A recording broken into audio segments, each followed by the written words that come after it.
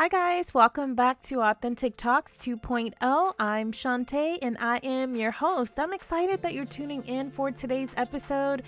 We have an awesome episode. We are featuring Jocelyn Pepe, who has a new book out, you guys, that you definitely want to get. Before we dive in with the introduction of today's show, I do want to take a moment to welcome each and every last one of you and extend an open invitation for you to come back again and again. And I'm going to ask that you share the episode with your family members, your friends, your coworkers, and anyone that you feel could benefit from this podcast. We have lots of amazing episodes here, and I often joke saying that you can actually go to the Authentic Talks 2.0 School of Wellness. I'm actually not kidding. We have so many amazing episodes here that there's so much that you can actually learn and share with so many others that you know. All right, you guys, let's go ahead and dive on in with today's episode. Today's episode is one that speaks directly to the heart and the mind.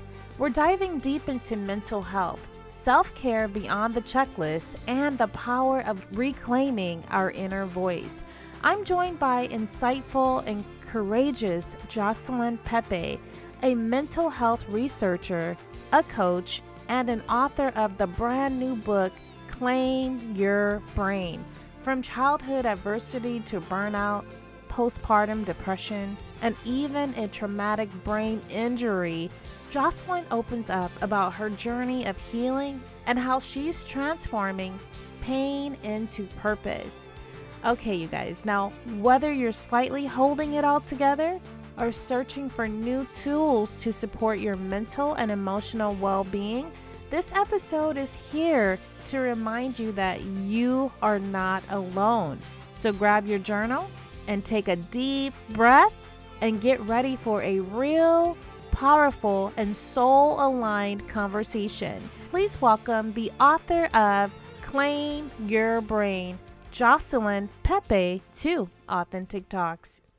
Authentic Talks is all about authentic conversations. This show is all about growth, love, respect, success, mind, body, and spirit. If you're looking to grow and become your authentic self, then this is the podcast for you. And I am your host, Shanta. Welcome to the show. Hi, Jocelyn. Welcome to Authentic Talks. It's a pleasure to have you. Hi, Shanta. Thank you so much for having. I'm looking forward to our conversation tonight. Absolutely. Before we dive in, I know that you wrote a new book and we want to talk about all the good stuff, but can you introduce yourself to our listeners, please? My name is Jocelyn Pepe. I am outside of Toronto in Canada, and I am a mental health researcher and coach and a fractional head of mental health and organizational well-being. I work with individuals and organizations to elevate the mental health and well-being of employees and of humanity. I love what you do. You know that because it's something about the mind. I always say there's power in our minds. So I just love the type of work that you do. I think that it's really amazing and it's helping a lot of people in the spaces in which you're in. So I do want to ask you if we could dive into just telling us a little bit about your personal journey and what led you into writing your current book titled Claim Your Brain. Yeah, absolutely. Well, I'll start from the beginning because that's where most of our mental health journeys do begin. They say from womb to tomb. And Oh, so, yeah, and my mental health journey was just that. My first memory was one that really cultivated fear inside of me.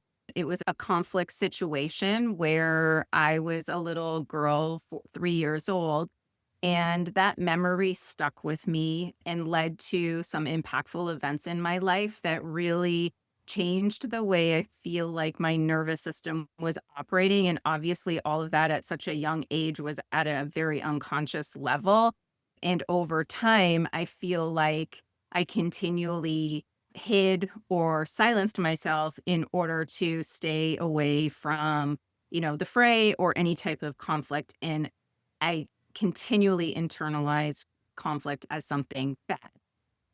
Those are the adverse childhood experiences that started the beginning of my story. We all have some level of an adverse childhood experience, some greater than others, but mine had this impact on me and it carried forward as I became a teenager because that puberty phase for young kids and boys and girls is the phase where mental health really starts to play a role in our lives with the hormones and the chemicals in our brains. For me, it was an age where hormones were happening, but also life events were happening that I felt I couldn't control. So I really started to try and control myself. Did you say What from the age of 3? from the age of 3 is when I had what I would say is one of my first adverse childhood experiences. And then as I entered into puberty, things in my environment were uncontrollable. If I asked you what that if you cared to share what that was, or is that not a good question? Yeah, for sure. I'll go as deep as I've gone in the book. All families have dynamics. And for my family, there was a lot happening within me as a teenager. I was just starting to experience hormones, which were extreme as a young girl navigating life. I dealt with home environment situations where, there could have been conflict or other mental health challenges happening around me. And so my own coping mechanisms were to retreat, internalize. What ends up happening is depression or anxiety because of that internalization of feelings and the inability to control our environments. My story and my journey is one intricately woven with alcohol misuse in those around me. That is another person's mental health and their coping strategy, which then impacted me as a human being throughout my life. I continued to internalize someone else's behavior. It Got it. resulted in me shutting down, losing my voice, hiding to avoid anybody else's mental health challenges impacting me. It's a slippery slope as I carried forward into my 20s or 30s. Having kids, it all became amplified and magnified because it's something I was never able to really deal with. And so as a mom, my story is really one of a daughter and a mother navigating mental health, going through postpartum depression, going back to work quickly, not even physically healed, really shaped and impacted me, but also the psychological overwhelm that comes with birthing babies and a miscarriage. So you get the idea that it's a bit of a snowball of compounding psychological stress that led me to burnout in my career. And then because I was always high achieving, trying to prove myself to others, I ended up in 2021 with a traumatic brain injury because I was cycling, training for a triathlon. I braked to avoid a situation and I went headfirst into the side of the road unconscious. So that's Wow. my story. Wow, that sounds terrifying.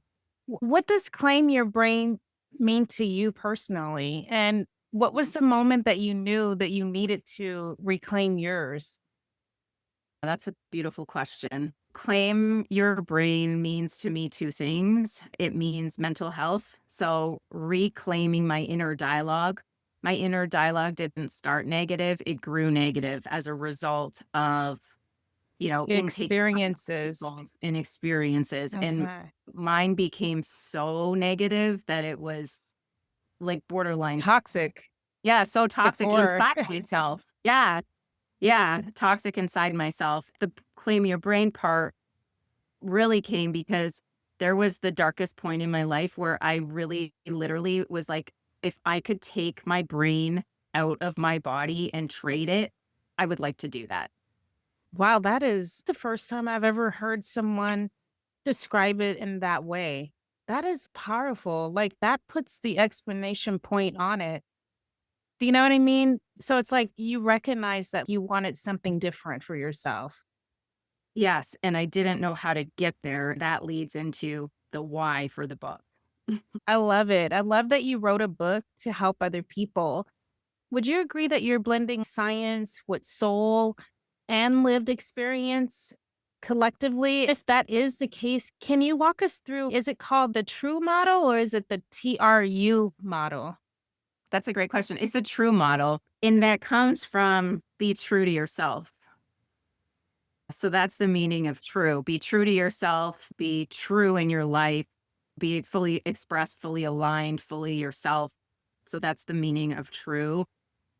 And I think Love the first part was around the science and soul and lived experience. And that is exactly right. With my master's in the psychology and neuroscience of mental health, and I'm very spiritual.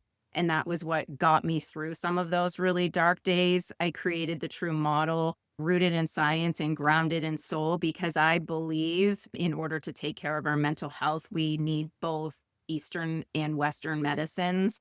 And we need to be merging them more, especially in the West. I agree with that 1,000%. Personally, I find that it's difficult when you're going through a difficult situation to make it through or to heal or to become whole without having the elements of your mind, body, and soul collectively. So you do need the social, the physical, the mental, and all the things. I definitely agree that it seems like you need all of that collectively. Like you said, you might not have made it through had you not had that foundation. Yeah, the spiritual was my foundation. It was the hope, the connection into something bigger. The reason I created the model to share with the world was because I felt like I was finding my way in the dark, one tip, one tool, one modality at a time.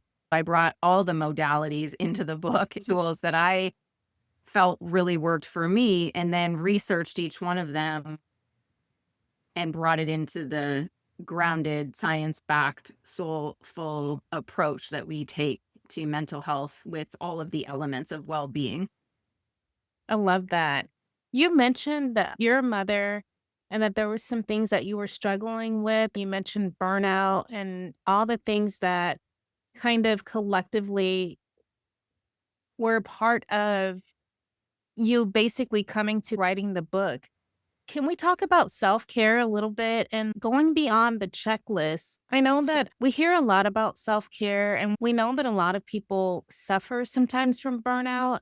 I went through a phase recently myself. It was like last year where I was pretty burnt out, Jocelyn, and I didn't even recognize it. I felt fatigued, I felt tired, and I thought that I was doing all the things. I have this self-care journal and I would open it up and I'm like, okay, well, I took a hot bath and check that off. And like, okay, so I did this. And it felt like no matter what I was doing, I could not get out of the loop of like, I'm doing all the things and checking all the boxes, but I'm still tired. I didn't even know it was burnout until I actually moved, and shifted from that current role into a different role.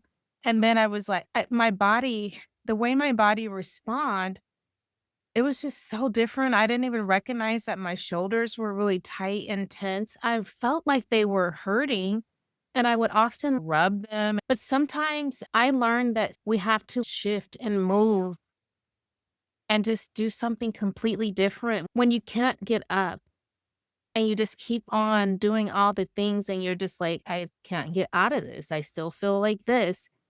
I decided to look into some other avenues and different things, and it shifted like that. I think that was burnout. And once my body relaxed and all the muscles went from being super tense to, gosh, I feel like I'm lighter. I feel like I lost weight. And I stood on the scale because that's how much lighter I felt, but I was the same weight. And I was like, wow, this is Energetically lighter. yes. I was like, this is amazing. And so I had the opportunity to feel like what overwhelm and true burnout felt like. And when you're in it, you're just in this loop. Sometimes you don't even realize it.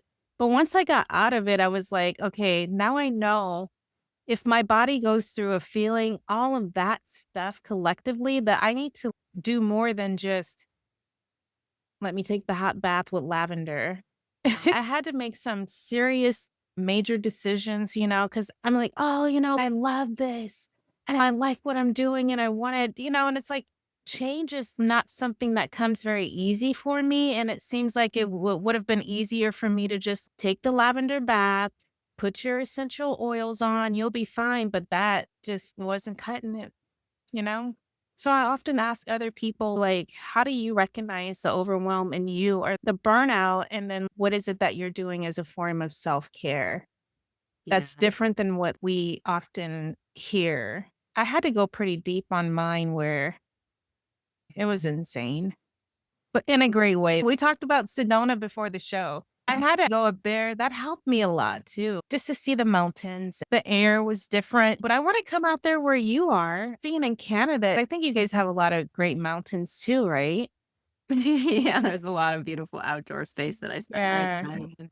And I feel like we're aligned in what you're getting to. The approach that I take, it is not just a bubble bath and essential oil. It Yeah. it is deep work, and it is big boulder work. And so starting with the relationship we all have with ourselves, like really checking in at a deep somatic level into what is stored in our nervous system. Writing my own story was really cathartic and didn't recognize how cathartic it was going to be because I felt like I had done so much work. But I recommend everybody write their story because we all have one. Mhm. Because what came for me was a moment of reconciliation on the paradox of life, knowing that I had grown up in a beautiful place with a great family and I have a beautiful life.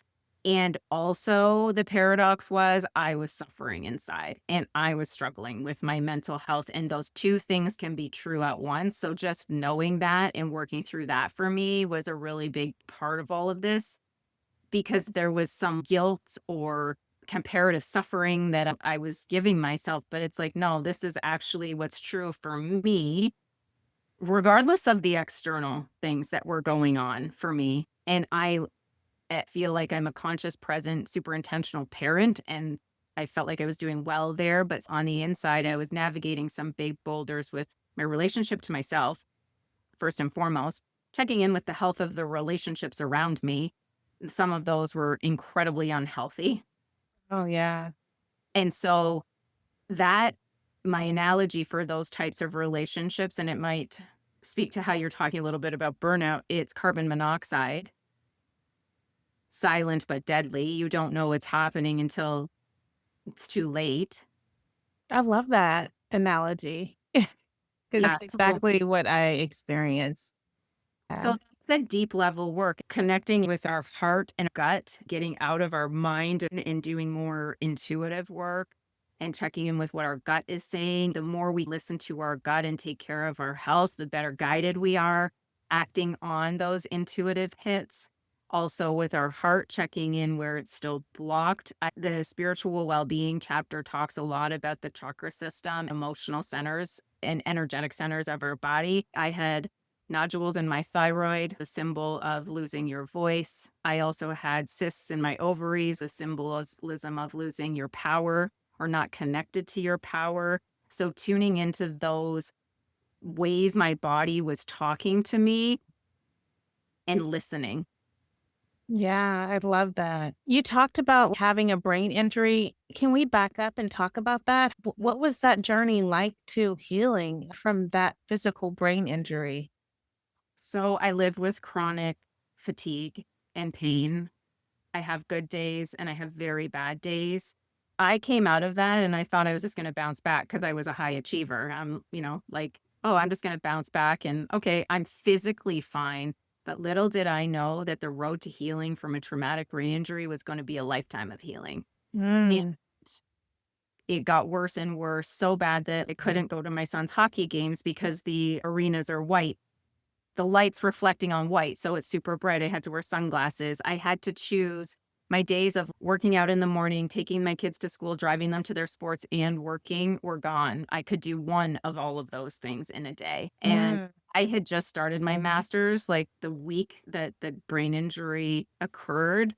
So I had to put that on hold. I've worked with multiple practitioners in the mainstream medical system, but also in the alternative healing system in order to reclaim my neurons and reclaim my brain. I stopped drinking alcohol completely because of the neurotoxic effects it has on our brain and started to eat very cleanly, very anti inflammatory. But because what was happening in my brain was neuroinflammation. And I still go for nerve treatment in my neck. The part of my brain that got damaged was the occipital lobes, which goes into your eyes. So there's Oh. occipital nerves when my eyes get very tired I really am super with my sleep hygiene. I take my brain health supplements and make sure I'm eating all of the foods in brain health and keeping my stress levels low, which is hard in modern society, but it's basically my prescription to life now. You mentioned that you had to make a decision where it was like you could only do one thing, either go to the hockey games or you had to work. A lot of people are like that today, and they haven't even had the traumatic experience of a brain injury that you've had. And they find that it's becoming more difficult for them to work, be a mom, be a wife, Mhm. and then take care of themselves. I know that you have rituals in your book that you share with people.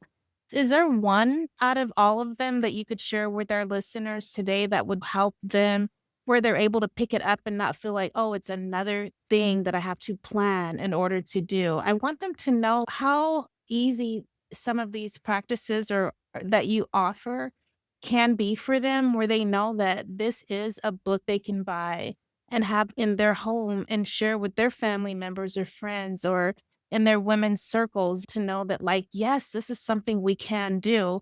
And we don't have to go out and buy 50 million things just for us to do this. Does that Mhm. make sense? Like, Yeah. yeah.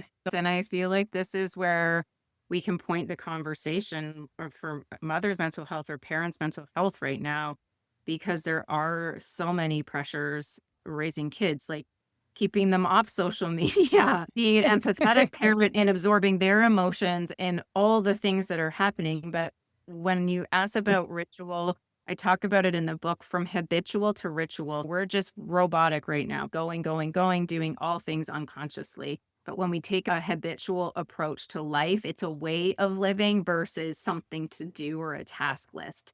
So I think an important place to start is sacred. Sleep is sacred because that is our foundation for life. When we are well rested, we can perform better, we can be our best selves. And then the other thing is movement. Movement is medicine. It's clinically shown that movement is as effective as lots of medicines being prescribed in the world.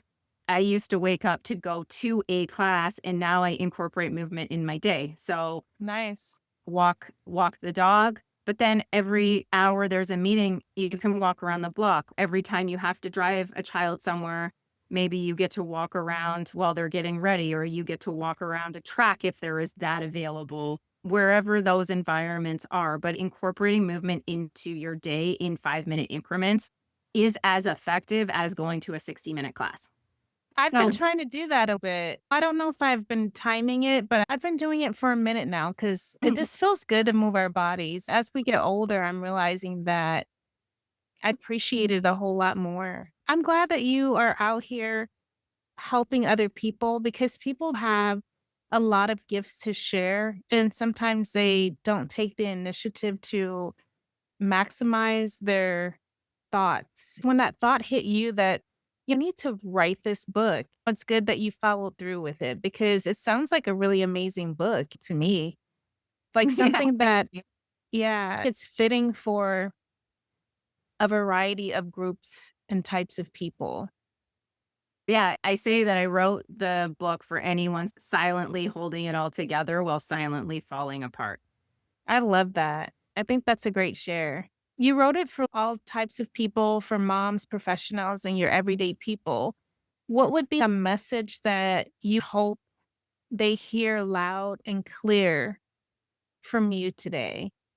What do I This want people to hear? With this book, my intention is for people to know they're not alone, because with mental health, there is still a stigma and people are silently suffering, which makes it worse. Yes. I shared my story as a means to creating connection. And what has happened in the pre launch of my book is that people are now opening up to me to say, thank you. The world needs you. What else has happened is people are getting tools, but they're also getting a deeper level of intimate conversation because they're able to now have a conversation or a dialogue about how they're actually doing or what their struggles are. And then it releases the pressure valve. Like when you think about a beach ball and holding it underwater and then it explodes, Yeah. that's what happens when we suppress everything and it creates more dis ease inside of our bodies. because we're holding it all in. I'm a visual person, so I could see that ball popping up. It's just Yeah. exploding, right? Yes, yes. I could totally see That's what that. I want people to know is you're not alone.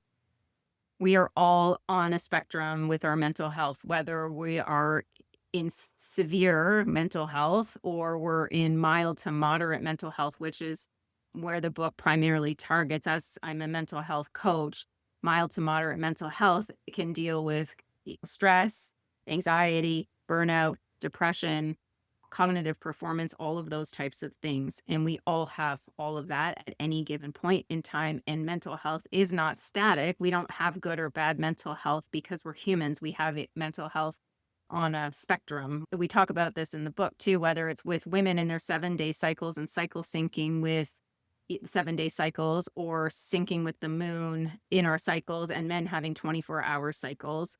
That's new. That's not one that I was aware of. The moon is like my thing, That and I totally love talking about it and all of that, but I didn't know that men had a 24-hour cycle like that.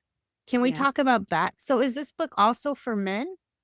This is for anybody. Oh, I don't go into detail about specifically men's or women's mental health. It's just mental health in yeah. general. I have a lot of clients who are men that I coach who are working through their own emotion because men are learning how to be vulnerable, open up, and not everybody. This is just generally speaking because Yeah.